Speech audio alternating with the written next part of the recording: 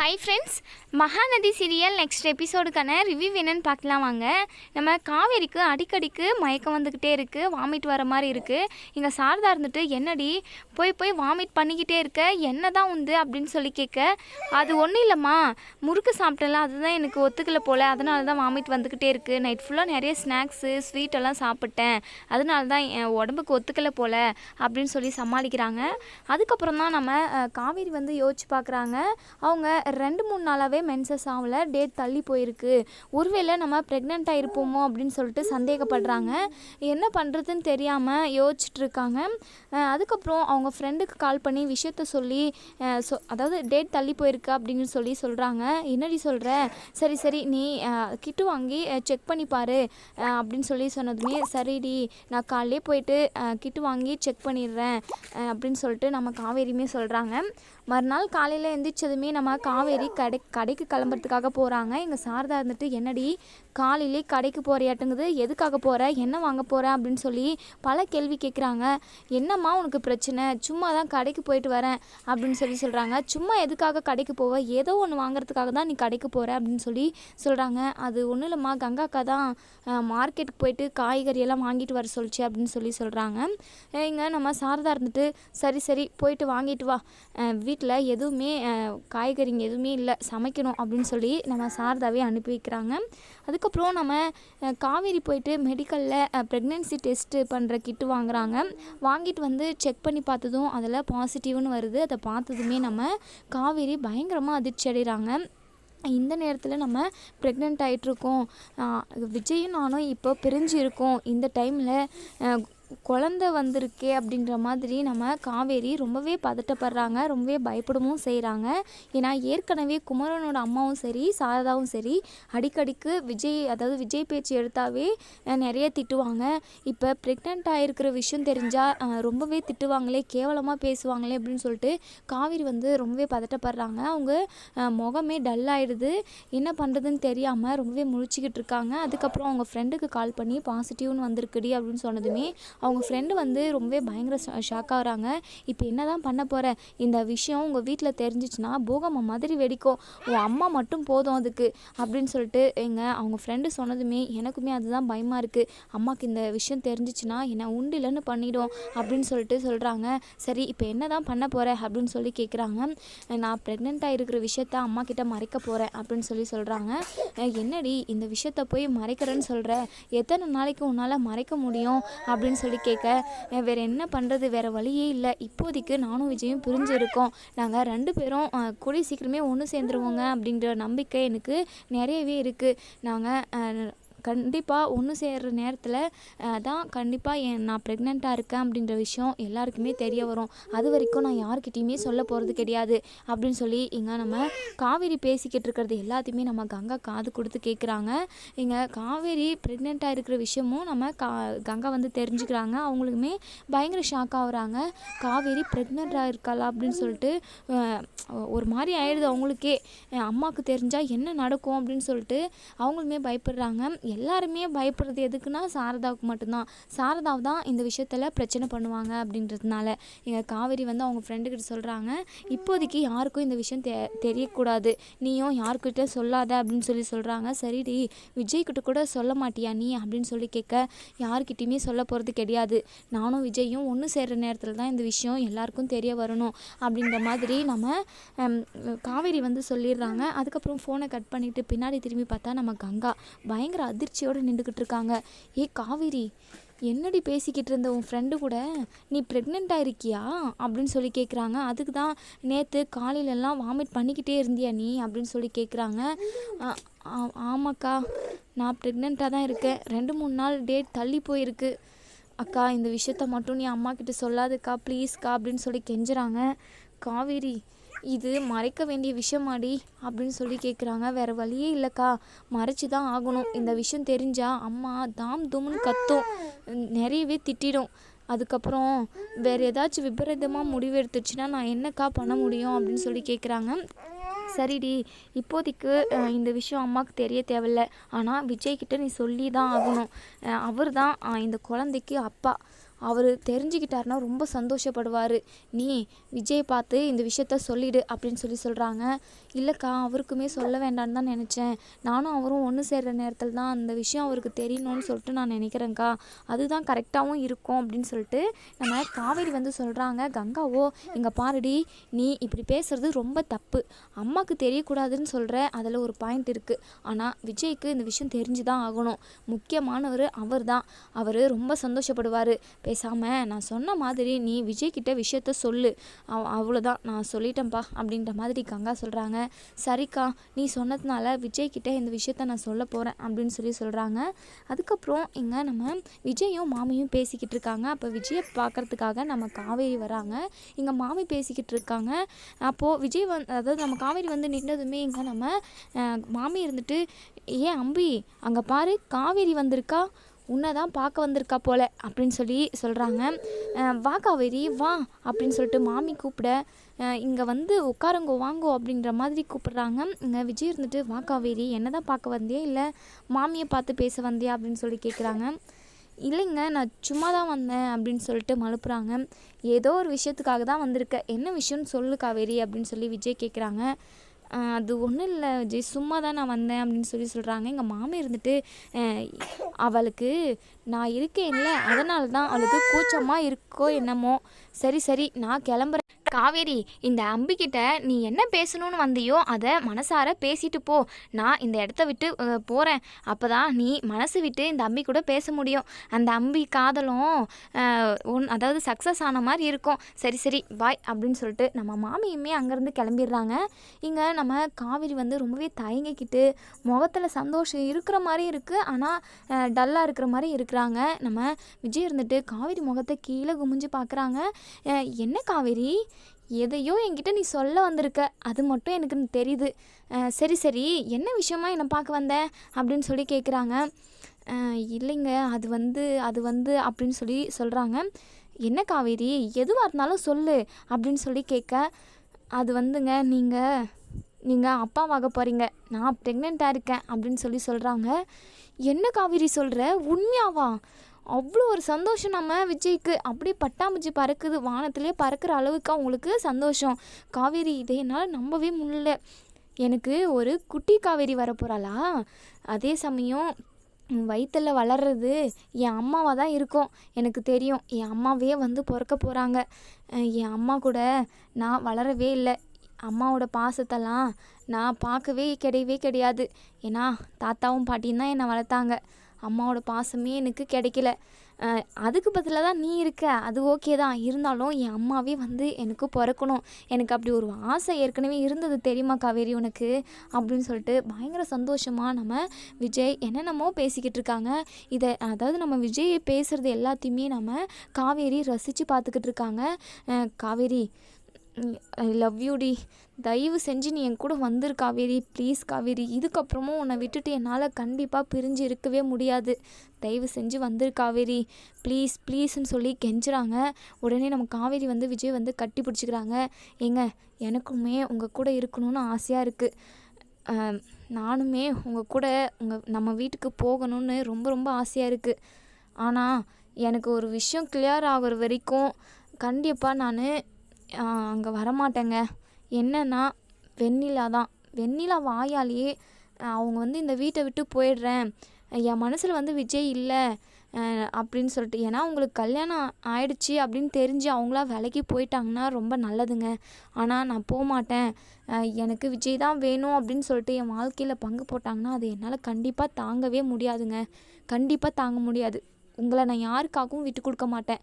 இப்போது என் வயிற்றில் உங்கள் வாரிசு வளர்ந்துக்கிட்டு இருக்கு.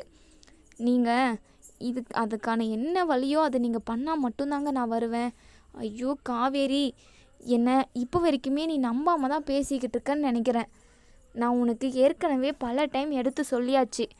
வெண்ணிலாவை நான் ஒரு சிம்பத்திக்கு தான், அதாவது அவள் ரொம்ப நல்ல பொண்ணுக்கு இப்படி ஒரு நிலைமையா, அவளை பழைய நிலைமைக்கு கொண்டு வந்து அவள் ரொம்ப முடியாமல் இருக்கா.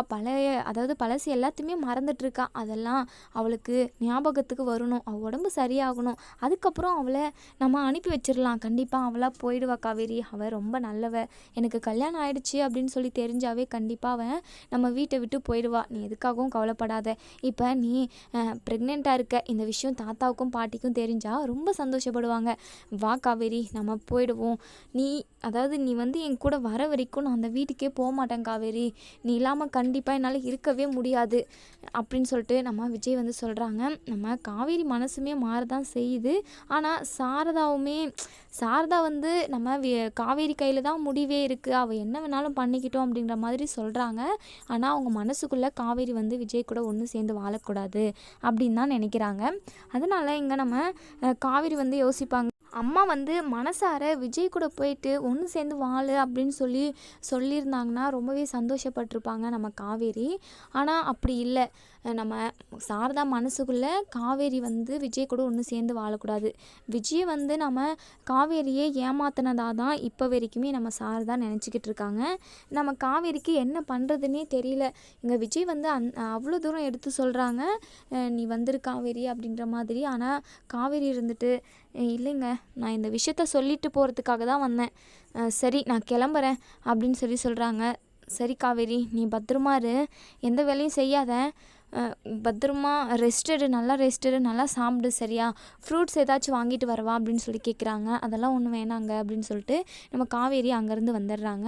அதுக்கப்புறம் நம்ம கங்கா வந்து, என்ன காவேரி, விஷயத்த உன் புருஷன்கிட்ட சொன்னியா?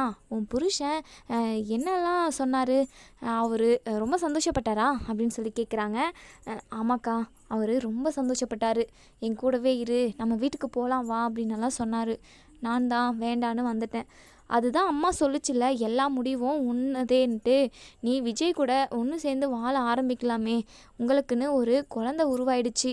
இதுக்கப்புறம் நீங்கள் தனித்தனியாக பிரிஞ்சிருந்தா நல்லாவா இருக்கு காவேரி அப்படின்னு சொல்லிட்டு கங்காவுமே சொல்கிறாங்க. அதை பற்றி தான்க்கா நான் யோசிச்சுட்ருக்கேன், என்ன பண்ணுறதுனே தெரியாமல் இருக்குது அப்படின்னு சொல்கிறாங்க. அதுக்கப்புறம் நம்ம காவேரிக்கு அடிக்கடிக்கு வாமிட் வந்துக்கிட்டே இருக்குது. இதை வந்து நம்ம சாரதாவுமே வாட்ச் பண்ணிக்கிட்டே இருக்காங்க. காவேரி, உன் முகமே சரியில்லை, உன் முகமே வேறு மாதிரி மாற்றமாக தான் இருக்குது, முகமே ரொம்ப கலையாயிட்டு இருக்குது. அது மட்டும் இல்லாமல் அடிக்கடிக்கு நீ வாமிட் பண்ணுற, டயர்ட் ஆகிடுற, எனக்கு என்னமோ சந்தேகமாக இருக்குது. சரி நீ வா அப்படின்னு சொல்லிட்டு நம்ம காவேரியை வந்து இங்கே சாரதா எங்கே போகிறேன்னே சொல்லாமல் கூட்டிகிட்டு கையை பிடிச்சி இழுத்து கூட்டிகிட்டு போகிறாங்க. காவேரி இருந்துட்டு, எங்கம்மா கூட்டிகிட்டு போகிற அப்படின்னு கேட்க, ஏய் பேசாமல் வாயை முடிக்கிட்டு வா அப்படின்னு சொல்லிட்டு ஹாஸ்பிட்டல் கூட்டிகிட்டு போகிறாங்க. காவேரி வந்து தெரிஞ்சுக்கிறாங்க, அம்மாவுக்கு டவுட் வந்துடுச்சு போல், அதனால தான் ஹாஸ்பிட்டல் கூட்டிகிட்டு வந்திருக்காங்கன்னு. அம்மா எதுக்காகம்மா ஹாஸ்பிட்டல் அப்படின்னு கேட்க, நீ தான் அடிக்கடிக்கு மயக்கம் வருது, வாமிட் வந்துக்கிட்டே இருக்குது, அதையும் நான் பார்த்துக்கிட்டே தானே இருக்கேன், இப்படியே விட்டால் எப்படி, உடம்பு கெட்டு போகாதா, வா நம்ம போயிட்டு டாக்டரை பார்த்து என்ன ஏதுன்னு தெரிஞ்சுப்போம் அப்படின்னு சொல்லிட்டு எங்கள் காவேரி வலுக்கட்டாயமாக கூட்டிகிட்டு போகிறாங்க. டாக்டர்கிட்ட சொல்கிறாங்க. காவேரியை டாக்டர் வந்து செக் பண்ணி பார்த்துட்டு, இவங்க ப்ரெக்னெண்ட்டாக இருக்காங்கம்மா அப்படின்னு சொல்லிட்டு சாரதா கிட்ட சொல்கிறாங்க. சாரதாவுக்கு பயங்கர அதிர்ச்சி, அவ்வளோ அப்படியே ஒரு மாதிரி ஸ்டன் ஆகி நின்றாங்க. உடனே காவேரி முகத்தை பார்க்குறாங்க. என்னடி இதெல்லாம், சரி வா நம்ம வீட்டுக்கு போய் பேசிப்போம் அப்படின்னு சொல்லிட்டு காவேரியை வீட்டுக்கு கூட்டிகிட்டு போகிறாங்க. வீட்டுக்கு போனதுமே எங்கள் காவேரியை பயங்கரமாக திட்டுறாங்க, பத்திரக்காளியாக ஆகுறாங்க. அதே சமயம் தலையை அடிச்சுக்கிட்டு அழுகுறாங்க. அடி பாவி, என்னடி காரியம் பண்ணிட்டு வந்திருக்க, அந்த விஜய் கூட உன்னை சேர்த்தியே வைக்கக்கூடாது அப்படின்னு தான் இப்போ வரைக்குமே என் மனசுக்குள்ளே ஓடிக்கிட்டு இருக்கு. அவன் கூட போனேன்னா நீ அந்த வீட்டில் அடிமை வேலையாக தான் பார்த்துக்கிட்டு இருக்கணும். அந்த வெண்ணிலாவுக்கு அடிமை வேலை பார்க்கணும். அவங்க 2 பேரும் ஜாலியாக ஊரை சுற்றிக்கிட்டு சந்தோஷமாக ஒன்றா உட்காந்து கையை பிடிச்சிக்கிட்டு அவன் வெண்ணிலாவுக்கு சாப்பாடு ஊட்டிக்கிட்டு இதெல்லாம் நீ அந்த வீட்டில் பார்த்துக்கிட்டு வேலையை மட்டும்தான் செஞ்சுக்கிட்டு இருக்க முடியும், வேறு என்னமே பண்ண முடியாது. விஜய் நல்லவன் கிடையாது. இங்கே பார் காவேரி, ஏண்டி எதுக்காகடி இப்படி பண்ண, இப்போ உன் வயிற்றில் ஒரு உசுறு வளர்ந்துக்கிட்டு இருக்கு, இப்போ என்ன தான் பண்ணுறது, தலையெழுத்தேன்னு சொல்லிட்டு அவன் கூட போயிட்டு நீ வாழ போறியா அப்படின்னு சொல்லிட்டு சாரதா வந்து கேள்வி மேலே கேள்வி அப்படியே தலையை அடிச்சுக்கிட்டு அழுகுறாங்க. உடனே காவேரி இருந்துட்டு, அம்மா என்னை மன்னிச்சிடுமா, நான் கஷ்டமோ நஷ்டமோ நான் எங்கள் வீட்டுக்கு போகிறேன், கண்டிப்பாக விஜய் வந்து நீ சொல்கிற மாதிரியெல்லாம் நடந்துக்க மாட்டார். அவரை பற்றி எனக்கு நல்லா தெரியும். அவர் கூட ஒரு வருஷம் நான் பொண்டாட்டியாக வாழ்ந்திருக்கேன். அவர் என்னை ராணி மாதிரி வச்சுக்கிட்டு இருந்தார். எனக்கு தெரியுமா அவரை பற்றி. நீங்கள் எல்லாரும் தான் அவரை தப்பாக புரிஞ்சுக்கிட்டு இருக்கீங்க. நான் எங்கள் வீட்டுக்கே போகிறேன், என்னை மன்னிச்சிடு அப்படின்னு சொல்லிட்டு சொல்கிறாங்க. இங்கே சாரதாவுக்கு பயங்கர அழுகையாக வருது. உடனே குமரன் வந்து அப்போ தான் வெளியிலேருந்து வராங்க. தம்பி இவன் நம்ம எல்லாரையும் மோசம் பண்ணிட்டா தம்பி. அவள் வாழ்க்கையில் ஏற்கனவே கல்யாணத்தை பண்ணி மண்ணை வாரி தூவி போட்டுக்கினான். இப்போது வயிற்றில் குழந்தையோடு வந்து நிற்கிறா. இவளை என்ன தம்பி பண்ணுறது? ஐயோ, என் பொண்ணுங்களோட வாழ்க்கை இப்படியா போகணும் அப்படின்னு சொல்லிட்டு ரொம்பவே அழுது புலம்புறாங்க. இங்கே குமரனுக்கு பயங்கர ஷாக்கிங்காக இருக்குது. என்னத்த சொல்கிறீங்க அப்படின்னு சொல்லி கேட்குறாங்க. ஆமாம் தம்பி, ஆமாம், இவ இப்படி வந்து நிற்பான்னு யாருக்கு தெரியும்? நடிக்கிறேன்னு பொண்டாட்டியாக போனா, பணத்துக்காக ஒரு வருஷம் அக்ரிமெண்ட் போட்டு கல்யாணத்தை பண்ணிட்டு வந்தா, இப்போ குழந்தையோடு நின்றுக்கிட்டு இருக்கா. இவளை என்ன தம்பி பண்ணுறது அப்படின்னு சொல்லிட்டு அழுகுறாங்க. அத்தை அழுவாதீங்க அத்தை, விஜய் நம்ம நினைக்கிற மாதிரி அந்த அளவுக்கு ஒன்றும் மோசமானவர் கிடையாது. கண்டிப்பாக காவேரியை ரொம்ப நல்லா வச்சு காப்பாற்றுவார். நம்ம பார்க்கலையா காவேரியை எப்படியெல்லாம் பார்த்துக்கிட்டாருன்னு? இன்னமும் அவர் தெரியாமல் கான்ட்ராக்ட் போட்டு கல்யாணம் பண்ணிட்டாரு. அது தப்பு தான் அத்தை. அதுக்குன்னு இப்படியே இருக்க முடியுமா? காவேரியும் விஜயும் ஒன்று சேர்ந்து வாழட்டுமே அப்படின்னு சொல்லிட்டு எங்கள் குமரன் சொல்கிறாங்க. இல்லை தம்பி, நீங்கள் எத்தனை பேர் எத்தனை சொன்னாலுமே என் மனசு ஒத்துக்காது, கண்டிப்பாக ஒத்துக்காது. காவேரி அவன் கூட வாழ்கிறது ஒரு நல்ல வாழ்க்கையே கிடையாது. அவள் ஒரு நரக வாழ்க்கையை தான் வாழுவா. எனக்கு என்னமோ அப்படி தான் தோணுது அப்படின்னு சொல்லிட்டு விஜயை பற்றி ரொம்பவே தப்பாக புரிஞ்சுக்கிட்டு இங்கே சாரதா வந்து பேசிக்கிட்டு இருக்காங்க. காவேரி இருந்துட்டு, அம்மா ஏற்கனவே நீ சொல்லியிருந்த என் வாழ்க்கை விஷயத்தில் நானே முடிவு எடுத்துக்கலாம் அப்படின்னு சொல்லிட்டு, நான் அவர் கூடயே போயிட்டு வாழணும்னு நினைக்கிறேம்மா, நான் போகிறேன் அப்படின்ற மாதிரி சொல்கிறாங்க. குமரனோட அம்மா இருந்துட்டு, சாரதா அதுதான் காவேரி வாழ்கிறேன்னு சொல்கிறாள்ல, அந்த தம்பியுமே காவேரிக்காக இங்கே வந்து உட்காண்ட்ருக்காரு. 2 பேரும் ஒன்று சேர்ந்து வாழ்கிறது தான் கரெக்டுன்னு எனக்கும் தோணுது. இப்போ காவேரியுமே மாசமாக இருக்கா, நம்மளால் வேறு எதுவுமே பண்ண முடியாது. காவேரியும் விஜயும் ஒன்று சேர்ந்து வாழ்கிறது தான் ரொம்ப கரெக்டு அப்படின்னு சொல்லிட்டு இங்கே குமரனோட அம்மா எந்த அளவுக்கு சொல்லி புரிய வைக்க முடியுமோ அந்த அளவுக்கு நம்ம சாரதாவுக்கு சொல்கிறாங்க. ஆனால் சாரதா வந்து புரிஞ்சுக்கிறதில்ல. எந்த அம்மாவாக இருந்தாலும் தன்னோட பொண்ணு வாழ்க்கை கெட்டுருச்சு, குடிக்காரனே இருந்தாலுமே பரவாயில்ல, கட்டின இடத்துல இருந்தால் தான் ரொம்ப நல்லது, அவளுக்கு எல்லாத்துக்குமே ஒரு சேஃப்டி அப்படின்னு சொல்லிட்டு எல்லா அம்மாவுமே நினைப்பாங்க. தன்னோட பொண்ணு வாழா வெட்டியாக வந்து வீட்டில் உட்காந்தா எப்படி அந்த வாழ்க்கையை சரி பண்ண முடியும் அப்படின்னு சொல்லிட்டு தான் பார்ப்பாங்க. விஜய் வந்து அவ்வளோ நல்லவராக இருந்துமே சாரதா ஏன் தான் இப்படி பிடிவாதமாக இருக்காங்கன்னு தெரியல. நம்ம விஜயை வந்து எப்போவுமே தப்பான கண்ணோட்டத்தில் தான் பார்க்குறாங்க. விஜய் ரொம்ப கெட்டவர் அப்படின்னு சொல்லி இங்கே காவேரி வந்து சொல்லிட்டு கிளம்பிடுறாங்க. இங்கே குமரன் இருந்துட்டு, அத்தை நீங்கள் எதுக்காகவும் ஃபீல் பண்ணாதீங்க, கண்டிப்பாக காவேரி வாழ்க்கை ரொம்ப நல்லா இருக்கும். நீங்கள் ரொம்பவே தப்பாக நினச்சிக்கிட்டு இருக்கீங்க விஜயை. அந்த அளவுக்கெல்லாம் அவர் ரொம்ப மோசமானவர் கிடையாது அத்தை, நீங்கள் எதுக்காகவும் கவலைப்படாதீங்க. காவேரி ராணி மாதிரி அந்த வீட்டில் வாழுவா, நீங்கள் ஃபீல் பண்ணாதீங்க அத்தை அப்படின்னு சொல்லிட்டு குமரன் வந்து ஆறுதல் சொல்கிறாங்க. இங்கே காவேரி வந்து விஜய் கிட்டே போயிட்டு, விஜய் நாம் வீட்டுக்கு போவோம் வாங்க, இதுக்கப்புறம் நான் உங்கள் கூட தான் இருப்பேன் அப்படின்னு சொல்கிறாங்க. விஜய்க்கு அவ்வளோ ஒரு சந்தோஷம். அப்போது அத்தை ஓகே சொல்லிட்டாங்களா, அத்தை மனசு மாறிடுச்சா அப்படின்னு சொல்லி கேட்குறாங்க.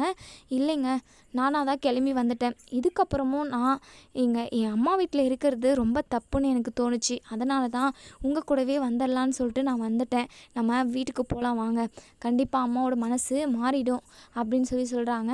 நம்ம விஜயும் காவேரியும் தாத்தா வீட்டுக்கு கிளம்பி போகிறாங்க, அதாவது விஜயோட வீட்டுக்கு போகிறாங்க. இங்கே காவேரியும் விஜயும் ஒன்றா பார்த்த நம்ம தாத்தாவும் பாட்டியும் அவ்வளோ ஒரு சந்தோஷப்படுறாங்க. விஜய், நீ நினச்ச மாதிரியே எப்படியோ காவேரியை கூட்டிகிட்டு வந்துட்டியே, ரொம்ப சூப்பர் காவேரி, எப்படியோ உன் மனசு மாறி நீ விஜய் கூடவே வந்துட்ட. விஜய் எவ்வளோலாம் கவலைப்பட்டான் தெரியுமா, உன் கூட சேர்ந்து வாழணும், நீ இல்லாமல் அவனால் இருக்கவே முடியாது காவேரி, நாங்கள் எவ்வளவோ சொல்லி பார்த்தோம், ஆனால் அப்போ கூட அவன் நீ இல்லாமல் எங்கள் வீட்டுக்கே வரமாட்டேன் அப்படின்னலாம் சொல்லிட்டான். எப்படியோ நீ அவன் மனசை புரிஞ்சுக்கிட்டு நீ அவன் கூடவே வந்துட்ட, ரொம்ப சந்தோஷமா அப்படின்னு சொல்கிறாங்க. தாத்தா அது மட்டுமா, இன்னுமே நிறைய விஷயம் இருக்குது.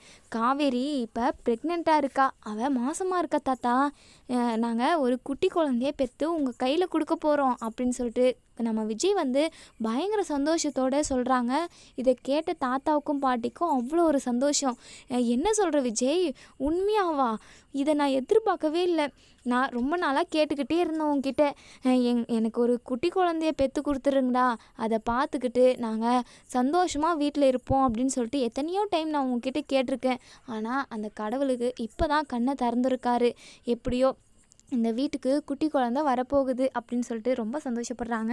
காவேரி உள்ளே வரத்துக்கு வராங்க. இங்கே பாட்டி இருந்துட்டு, இரு காவேரி வெளியவே இரு, ஒரு ஆரத்தி எடுக்கலாம் அப்படின்னு சொல்லிட்டு ஆரத்தி எடுத்துகிட்டு வந்து சுற்றி போடுறாங்க. யார் கண்ணு வச்சுருந்தாலும் எல்லாமே பட்டு போயிடணும் அப்படின்னு சொல்லிட்டு. அதுக்கப்புறம் நம்ம விஜயும் காவேரியும் உள்ளே வராங்க. பாக்கினி விஜயையும் காவேரியும் ஒன்றா பார்த்துட்டு வயிறு எறிகிறாங்க. இந்த காவேரி எப்போ இங்கே வந்தா? இனிமேல் இங்கே தான் இருப்பாளா?